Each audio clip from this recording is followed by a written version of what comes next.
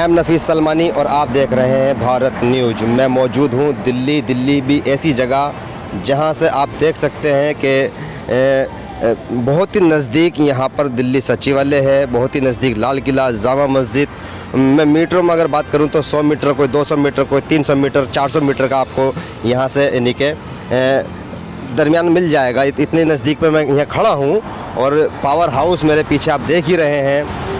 मैं बात करने जा रहा हूँ दिल्ली में फैले यानी कि एक तरह से भयंकर तरीके से फैले प्रदूषण को लेकर। जिस तरह से कोरोना महामारी भारत में फैली और उसी के साथ राष्ट्रीय राजधानी के अंदर इसको लेकर बहुत सारी गाइडलाइंस जारी की गई। अब जैसे कि ये भी एक आपदा ही है, मेरी नज़र में तो ये आपदा ही है कि पोल्यूशन इतना फैल चुका है और अभी दिवाली भी यानी कि थोड़ी सी दूर है, कुछ दिन दूर है। पर अगर इस समय ये पिछले हालातों को देखते हुए अगर बात करें तो पिछले सालों के मुकाबले सरकार ने क्या कार्रवाइयाँ की, उन सभी बातों पर मैं बात करना चाहूँगा और बताना चाहूँगा आपको कि इस समय जो दिल्ली का स्तर है 200 प्रदूषण का जो स्तर है 256 के करीब है। पर बात ये आती है कि जितनी विजुअलिटी होनी चाहिए थी उसमें कितना घटा और कितनी सरकार ने इस पर कार्रवाई की है, सरकार कहाँ तक पास और फेल नज़र आती है। मैं इन सभी बातों पर बात करने के लिए मौजूद हूँ। एक समाज सेवक संजीव लाकड़ा जो कि हमेशा से किसानों की आवाज़ उठाते चले आए हैं और प्रदूषण को लेकर बहुत ही ज़्यादा जागरूकता फैलाते चले आए हैं। कई ज़्यादा प्लेटफॉर्मों से संजीव लाकड़ा ने ये आवाज़ उठाई है, तो मैं थोड़ी सी बात करना चाहूँगा इनसे और आप बने रहें मेरे साथ। स्वागत है संजीव लाकड़ा जी भारत न्यूज़ में आपका। जी धन्यवाद। मैं थोड़ा सा ये जानना चाहता हूँ आपसे कि लगातार सरकार दावे कर रही है, दिल्ली सरकार दावे कर रही है कि वही चौक चौराहों पर लड़के लगा दिए हैं और बोर्ड लगा लेके खड़े हैं और वो red light on, engine off. जी। तो कुल मिलाकर इससे क्या असर होगा, या जितने आप देख रहे होंगे, आप भी मेरे साथ देख रहे होंगे कि भाई दिल्ली सचिवालय दिखाई नहीं दे रहा है, इंदिरा गांधी स्टेडियम दिखाई नहीं दे रहा और पावर हाउस बिल्कुल धुंधला हो चुका है और इतना पोल्यूशन हो चुका है कि यहाँ सांस लेना भी दुभर हो रहा है। मैं सबसे पहले आपका धन्यवाद करना चाहूँगा क्योंकि आप इन गहन मुद्दों पे आप बहुत तेज़ी से दिखाते हो।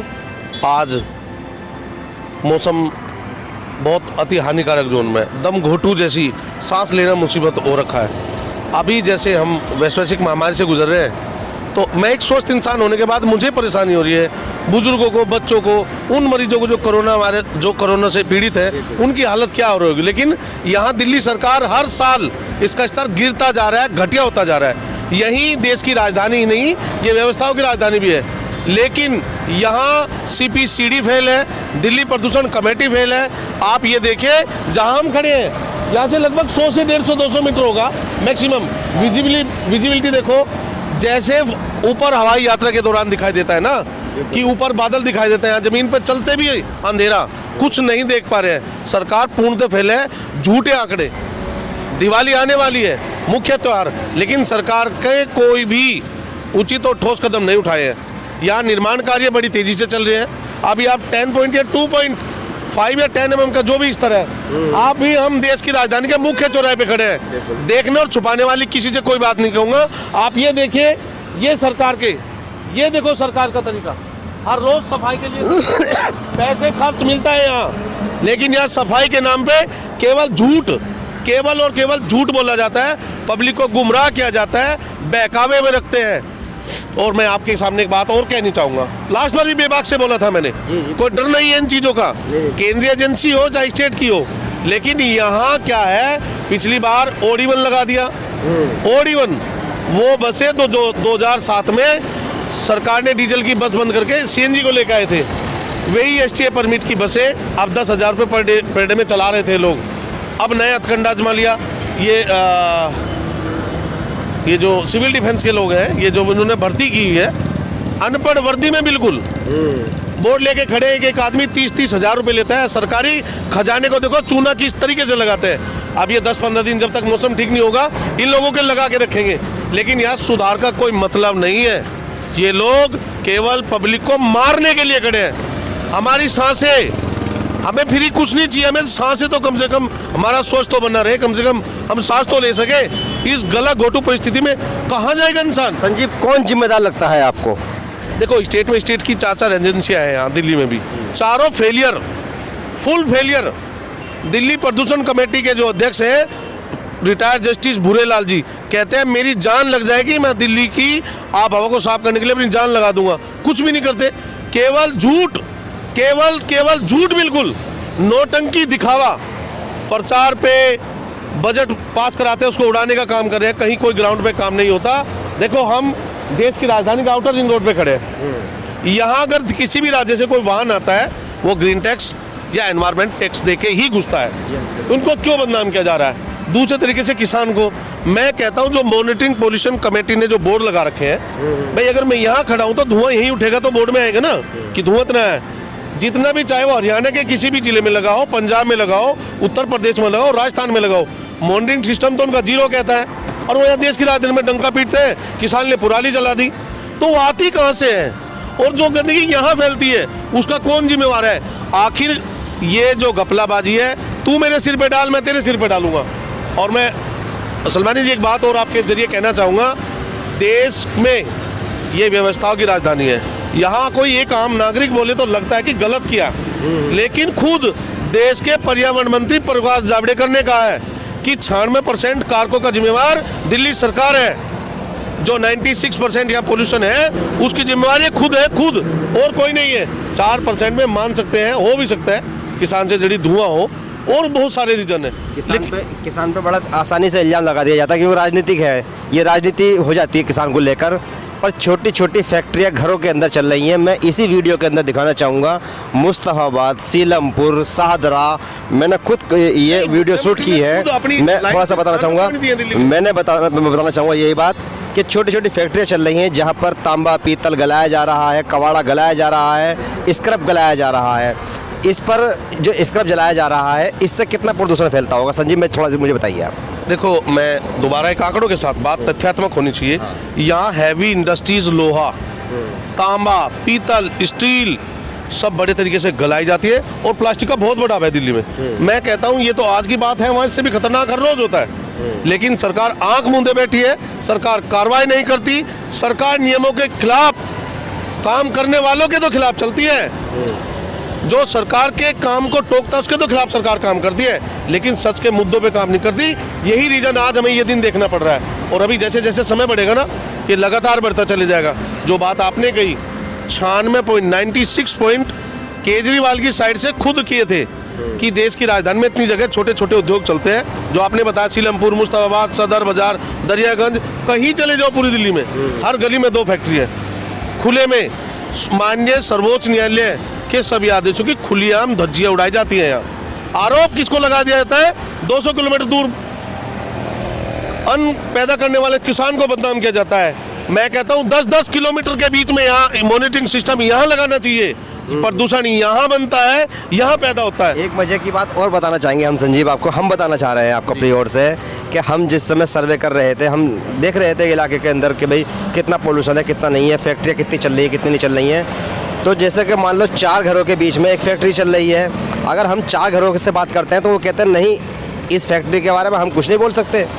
ये हमसे खुद कहा गया है वहाँ के नागरिकों ने कि अगर मान लो किसी गली में जाते हैं, हमने कहा कि भाई आपको कोई दिक्कत नहीं है, यहाँ धुआं उड़ रहा है, तार जल रहे हैं, वायर जल रही है, प्लास्टिक जल रही है, स्क्रैप जलाई जा रही है, तो पोल्यूशन फैल रहा है, कि नहीं जी हम यहाँ कुछ नहीं कर सकते। यहाँ तो पुलिस भी आती है, एमसीडी के ऑफिसर भी आते हैं, पूरा महीना यानी कि बंधा हुआ है। यहाँ तक कि हर जगह एक तरह से कह लो भ्रष्टाचार सर माथे चढ़ा है, नेताओं के द्वारा आम जनता के माथे में मर दिया गया है। ये देखो, ये जो मामला है देखो हमारे देश की राजधानी के लिए सबसे बड़ा ग्रीन व्हीकल्स के लिए सबसे ज़्यादा दिल्ली मेट्रो यहाँ है, बहुत बड़ा नेटवर्क है। लेकिन जब तक इन छोटी छोटी चीज़ों पे जो आपने कहा लगाम नहीं लगेगा, प्रदूषण कम नहीं होगा। जहाँ हम खड़े लगभग यहाँ से 100 मीटर यमुना जी बहती है। आप यमुना जब देश की राजधानी में प्रवेश करती है, पल्ला गांव से एंटर करती है और मीठापुर तक हमारे राजधानी में 40 किलोमीटर में 36 बड़े नाले। ये वायु प्रदूषण ही नहीं, हम तो जल प्रदूषण में भी जूझ रहे हैं। अब मैं पूछना चाहता हूँ, सुव्यवस्था की राजधानी में कौन है इसका जिम्मेवार? वहाँ पानी आप सैंपल करो, बिल्कुल साफ सुथरा आता है, और राजधानी में घुसते घुसते काला हो जाता है, बिल्कुल काला। और नदी यमुना स्पीड की नदी नहीं, ये एक नाला रह जाती है, केवल कोई रोकने टोकने वाला नहीं है। आप बिल्कुल ठीक कह रहे हैं, यहाँ सबके फिक्स हैं, सबकी मंथलियाँ फिक्स हैं, कौन क्या लेगा, फूड इंस्पेक्टर क्या लेगा, धुएं वाला क्या लेगा, पुलिस क्या लेगी, सब कुछ जिससे संबंधित जो डिपार्टमेंट है। और यहाँ इस गला घोटू इस मौसम में कैसे जिया जाएगा, सबसे बड़ी चिंता की बात आज ये है। कुछ दिन में दिवाली आने वाली है, इस पर भी इस पर भी राजनीति हो सकती है। हाई कोर्ट ने कहा है कि भाई सिर्फ 2 घंटे पटाखे फोड़े जाएंगे। लोग के जो भाई दिवाली को मनाने वाले लोग हैं, आस्था रखने वाले हैं दीपावली के अंदर, वो कहेंगे कि हमारे त्यौहार पे ऐसा होता है। तो इस पर क्या कहना चाहेंगे आप उन लोगों से जो प्रदूषण ना फैलाएं? देखो, प्रदूषण सरकार का जिम्मेवारी बनती है, नियम और नियमन को पालन कराना सरकार का कायदा है। सरकार ने कहा कि धुआं पटाखे वो नहीं चलेंगे, ग्रीन पटाखे चलेंगे। आई एम ऑल्सो एग्री, मैं महंगा खरीदूंगा, मैं ग्रीन पटाखे खरीद रहा हूँ सरकार को ज़्यादा टैक्स देके, फिर भी सरकार का ही कायदा चलेगा। एक आम आदमी के लिए इन लोगों ने बना दी कि आप 2 घंटे चलाओगे, 1 घंटा चलाओगे, लेकिन सरकार उन छोटे छोटे उद्योग और अवैध रूप से ये प्लास्टिक फैक्ट्रियाँ, लोहा, तांबा, पीतल, जितना भी हैवी इंडस्ट्रीज है, स्टील खुद बहुत बड़ा व्यापार है, वजीरपुर इंडस्ट्रीज एरिया तेजाब से साफ किया जाता है। नाली के पास से भी गुजर जाओगे बीमार हो जाओगे आप। सड़ा हुआ पानी, हर चीज में इंसान के यहाँ मौलिक अधिकार भी नहीं बचे। बिजली, स्वच्छ हवा, पानी, ये हमारा कहीं अधिकार था, वो भी हमसे छीन लिया गया। संजीव, आप एक किसान के बेटे हैं और जिम्मेदार नागरिक हैं, आए दिन आप यानी कि जागरूकता फैलाते रहते हैं। मैं थोड़ा सा ये जानना चाहता हूँ, जब आपने इतनी अच्छी बातें की हैं और बताया है, सब लोग देख रहे हैं, दर्शक देख रहे हैं हमारे, ऐसा क्या होना चाहिए जिससे कि एक आम आदमी ज़मीन से जुड़कर इस महामारी पर काबू पा सके? सरकार का तो हमने कह ही लिया जो कहना था और सरकार से कह दिया, पर बात ये आती है कि आम नागरिक क्या करे? देखो, जहाँ अभी हम आपसे 6 महीने पहले अगर जाएं, 6 महीने पहले सरकार पूर्णतः फेल हो गई थी, पब्लिक सड़कों पे चल रही थी, दिल्ली छोड़ के लोग जा रहे थे। सरकार का प्रतिबंध ना लोगों को रोकने में है, ना बीमारी फैलाने में, ना रोकने में। यहाँ केवल अवेयरनेस के नाम पे सरकार खजाने खाली करती जा रही है। जितने भी ठेके टेंडर हैं वो सब केंद्र सरकार अपने लोगों को देती है, स्टेट गवर्नमेंट अपने लोगों को देती है। यहाँ कोई काम नहीं किया जाता, यहाँ केवल ढोंग। दिल्ली सरकार ने अभी आंकड़ा दिया कि हमने 5 लाख पेड़ लगाए हैं। ये मैं भी जानता हूँ, आप भी जानते हो, वो पेड़ कागजों में लगते हैं और कागजों में ही वो बड़े हो जाते हैं। कागजों में उनकी छटाई होती है, लेकिन ग्राउंड पे कुछ नहीं। अगर यहाँ 5 लाख पेड़ लगाए जा रहे हैं पिछले लंबे समय से, 6-7 साल से, तो केजरीवाल भी है, केंद्र की सरकार भी वही है, अगर 6 साल में उन्होंने पेड़ लगाए हैं, काम किया एनवायरनमेंट पे, तो फिर ये दिन हमें क्यों हर साल अलग अलग तरीके से देखना पड़ रहा है? इस बार आज हम बैठे हैं, लगभग 296 अभी का है, 2.5 और 10 mm का जो रेशो है अभी आज, मैं कहता हूँ 500 पार हो जाएगा विदिन 10 डेज। हालत इतनी ख़राब है और ये महामारी बड़ी तेज़ी से फैलेगी। आम आदमी ने जिस कदर महामारी में NGO ने या संस्थाओं ने या लोगों ने या हमारे जर्नलिस्ट बंधुओं ने जिस तरीके से काम किया है वो सैल्यूटेबल है। सरकार लगभग घुटने टेक चुकी थी, चाहे मुंबई से वो अभिनेता हो, चाहे देश की राजधानी, इनके पास केवल एक सिस्टम है, उठाया अधिकारी को सस्पेंड कर दिया। काम कौन करेगा? राजनीति की जाती है हर बात पे, यहाँ कोई सोल्यूशन नहीं है। लाल बत्ती पर, रेड लाइट पर पुलिस के नाम पर चालान काटे जा रहे हैं, मास्क के नाम पर चालान काटे जा रहे हैं, लोग गाड़ियाँ बेहिसाब रोकी जा रही हैं, या पीक टाइम के अंदर इस तरह से बैरिकेड लगाकर ट्रैफिक को रोका जा रहा है। इस पर क्या कहना चाहेंगे आप? देखो, माननीय सर्वोच्च न्यायालय के आदेश नहीं, यहाँ का बैरियर लगा के मास्क चेक करो, ये कहा जाता है किसी आपराधिक गतिविधि या पुलिस चेकिंग के लिए कहा जाता है। लेकिन यहाँ सिविल डिफेंस के वो लोग जो 12th पास बिना ट्रेनिंग के सड़क पे टोपी लगा के, एक टी-शर्ट पहना के खड़े कर दिए, वो चेक कर रहे हैं। और वो देखो, सबको पता है, मैं आपके जरिए कहना चाहता हूँ बेबाक होके, दिल्ली के रेवेन्यू कमिश्नर श्री राजीव वर्मा जी इसी मामले में इन सिविल डिफेंस की भर्ती के चक्कर में सस्पेंड कर दिए गए हैं। क्यों? क्योंकि वहाँ रात को लिस्ट लगती है, 25-30 हज़ार रुपये इनकी तनख्वाह है, ना कोई ट्रेनिंग है, ना कोई प्रोसेस है, ना कोई प्रक्रिया है। और दूसरी सबसे बड़ी बात, बिना किसी ट्रेनिंग के इनको वर्दी दी जा रही है, वो भी खाकी। एक सिक्योरिटी गार्ड अगर आपके यहाँ 10,000 रुपये में काम करता है तो सिक्योरिटी एजेंसी उसको पहले प्रशिक्षण देती है, विसिल बजाने का, लेफ्ट राइट का, फायर का, बहुत सारी है। लेकिन इनके यहाँ कोई मानक मापदंड नहीं है। आप आओ, पैसे दो, खड़े हो जाओ, सैलरी लो। जितने बाल मेरे सर पे थे टोपी से बाहर होते हैं उन लोगों के। क्या ये खाकी का नियम है? एक शर्ट इधर से हो रखी है, हाथ में डंडा, कोई बंद करे कोई चलाए। उनको पता है केवल गुमराह करने का तरीका है, लोगों को पागल बनाने का तरीका है।